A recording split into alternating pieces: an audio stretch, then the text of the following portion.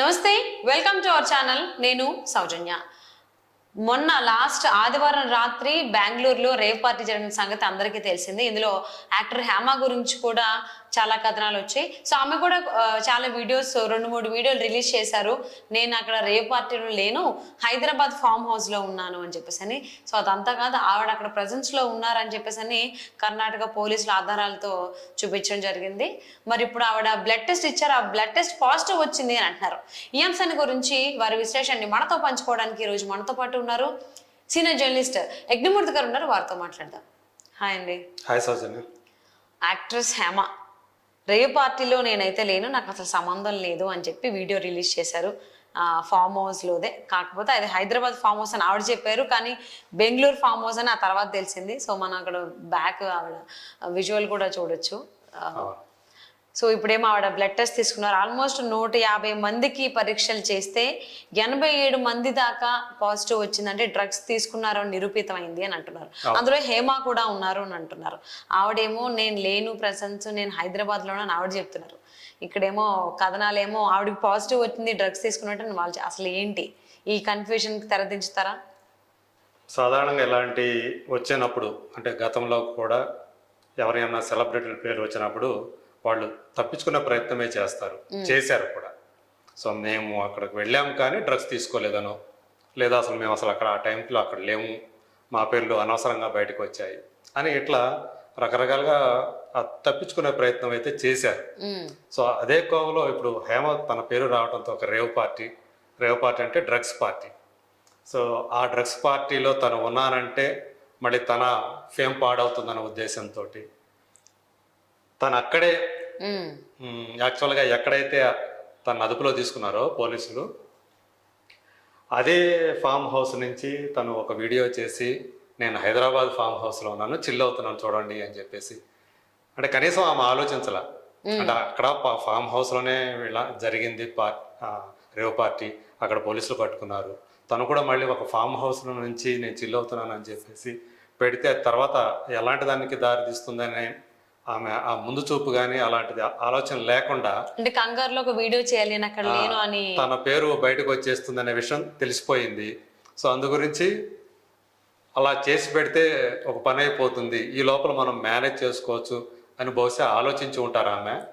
కానీ ఆమె ఆ మేనేజ్ చేయడానికి అవకాశం లేకుండా ఆ బెంగళూరు పోలీసులు తెలుగు సినీ నటి హేమ కూడా ఉందని చెప్పేసి ఆమె పేరు స్పష్టంగా అక్కడ పోలీస్ అధికారి ఎవరైతే దయానంద్ అని ఆయన హేమ ఉన్నారు అని చెప్పేసి ఆయన నిన్న కూడా ప్రకటన చేశారు. సో తర్వాత ఈమె మళ్ళీ అంతటితో ఆగకుండా మళ్ళీ తన ఇంట్లో తను వంట చేస్తున్నటువంటి ఇంకొక వీడియోను కూడా ఆమె పెట్టుకున్నారు, సోషల్ మీడియాలో పెట్టుకున్నారు. సో ఇవన్నీ కూడా ఏంటంటే తనను తాను కాపాడుకోవడానికో, లేదా నేను ఇక్కడే ఉన్నాను, హైదరాబాద్లో ఉన్నాను, నా పేరు అనవసరంగా ఆ రేవ్ పార్టీలోకి వచ్చింది అని చెప్పేసి అలా జనాల్ని నమ్మించడానికో ఆమె విఫల ప్రయత్నాలు చేశారు. సో నిజానికి ఎంతో మంది ఉండొచ్చు, కానీ ఆమె ఒక పేరు పైగా సీనియర్ నటి, అంత త్వరగా పోలీసులు కూడా ఒకరి పేరును బయటికి పెట్టరు. సో దీన్ని బట్టి అంటే శ్రీకాంత్ తర్వాత కొరియోగ్రాఫర్ జానీ మాస్టర్ పేర్లు బయటకు వచ్చినా వాళ్ళ పేర్లు ఏమి పోలీసులు చెప్పలే, వాళ్ళు ఉన్నారనే విషయం అయితే వాళ్ళు ఏమి చెప్పలే. సో తర్వాత శ్రీకాంత్ కూడా దానికి వివరణ ఇచ్చారు, జానీ మాస్టర్ కూడా వివరించారు మేము కాదని చెప్పేసి. సో అవి పక్కన పెడితే హేమ తన అసలు పేరు కృష్ణవేణి, ఆ పేరుతోటే ఆ రేవ్ పార్టీకి హాజరయ్యారనే విషయం ఈరోజు బయటకు వచ్చింది.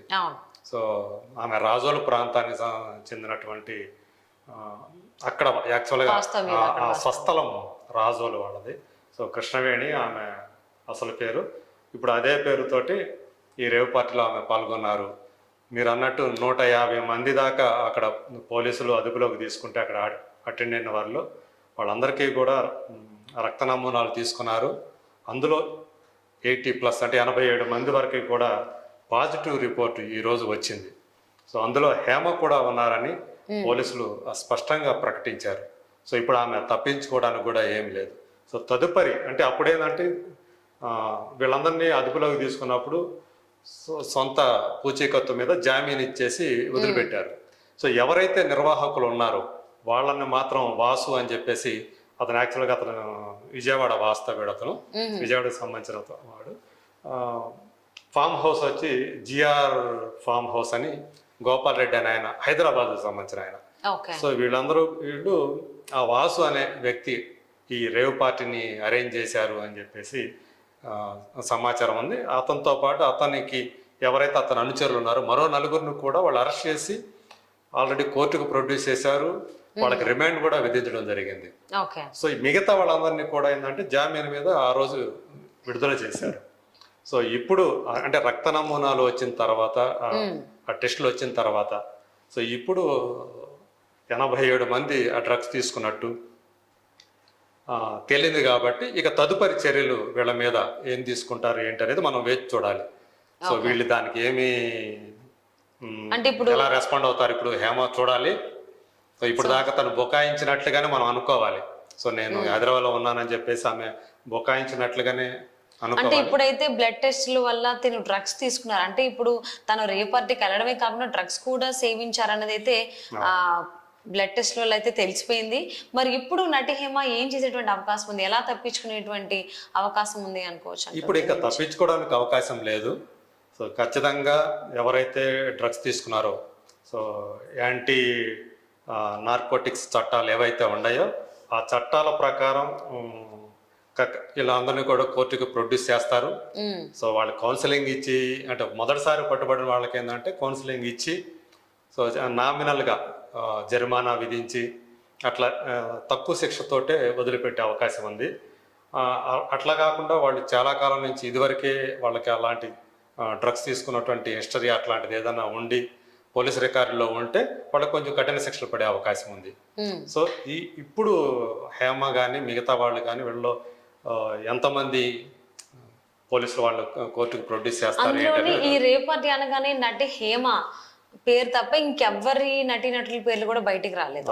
సో కాకపోతే రేవ్ పార్టీ అనగానే సీరియల్కి సంబంధించిన వాళ్ళు చాలా మంది నటీనటులు ఉన్నారు, ఫిల్మ్ ఇండస్ట్రీకి సంబంధించినటువంటి నటీనటులు కూడా ఉన్నారు అని చెప్పి టాక్ వచ్చింది. కానీ యాక్ట్రెస్ హేమ పేరు తప్ప ఇంకెవరి పేరు వినపడలేదు. అంటే మిగిలిన వాళ్ళు ఎవరు లేరా, ఊరికే ఒక్క పేరుని బట్టి ఎంతమంది ఉన్నారని చెప్పారు. అసలు ఏంటి? యాక్చువల్గా తెలుగు వాళ్ళే కాకుండా కన్నడ టీవీ రంగానికి సంబంధించిన కొంతమంది కూడా ఉన్నారు అని చెప్పేసి వార్తలు వచ్చాయి. యాక్చువల్గా వీళ్ళు sunset to sunrise victory అనే ఒక పేరుతోటి ఆ ఈవెంట్కి పేరు పెట్టుకున్నారు. అంటే సాయంత్రం నుంచి మరుసటి రోజు ఉదయం దాకా. సో అట్లా ఆదివారం సాయంత్రం నుంచి సోమవారం ఉదయం దాకా అలాంటి కార్యక్రమం పెట్టుకున్నారు. అయితే తెల్లవారుజామున 3 గంటలకి వీళ్ళు అక్కడ పెట్టిన డీజే సౌండ్లకి ఆ చుట్టుపక్కల ఏరియాలో ఉన్న వాళ్ళందరికీ డిస్టర్బ్ అయిపోయి ఈ టైంలో ఎంత సౌండ్ చేస్తున్నారు అంటే వీళ్ళు ఒక దశలో స్పృహ తెలియలేదన్నమాట. ఆ రేంజ్లో ఆ డీజే సౌండ్లు పెట్టేసి ఒక రకంగా చెప్పాలంటే విచ్చలవిడిగా విశృంఖలంగా ఆ ఆనందాన్ని సెలబ్రేట్ చేసుకుంటున్నారని అనుకోవాలి. ఆ చుట్టుపక్కల వారు పోలీసులకు ఇచ్చిన సమాచారం ప్రకారం వాళ్ళు ఆ టైంలో అప్పుడు అక్కడ రేవ్ పార్టీ మీద ఫామ్ హౌస్ మీద దాడి చేస్తే రైడ్ చేస్తే అక్కడ రేవ్ పార్టీ జరుగుతున్నటువంటి విషయం అప్పుడు బయటకు వచ్చింది.